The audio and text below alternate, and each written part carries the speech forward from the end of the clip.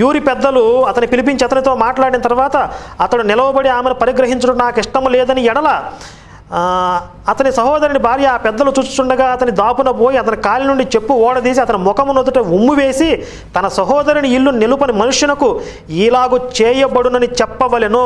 అప్పుడు ఇశ్రాయేలీయుల్లో చెప్పు ఓడదీయబడిన వాని ఇల్లని వానికి పేరు పెట్టబడును.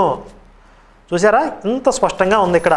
ఎవడైనా చనిపోయిన తన సహోదరుని భార్యని పరిగ్రహించి ఆమెను పెళ్లి చేసుకుని లేకపోతే ఆమెకి పిల్లలు పుట్టించడం ఇతనికి ఇష్టం లేకపోతే వాడిని తీసుకెళ్ళి ఊరి పెద్దల దగ్గర పంచాయతీ పెట్టి వీడు చనిపోయిన తన అన్నకి మారుగా వదిన్ని పెళ్లి చేసుకుని పిల్లలను పుట్టించనంటున్నాడు, వీడికి ఇష్టం లేదంటున్నాడు అని చెప్పి భార్య ఆ పంచాయతీ పెడితే ఆ ఊరి పెద్దలందరూ కలిసి వాడికి ఒక శిక్ష వేస్తారు.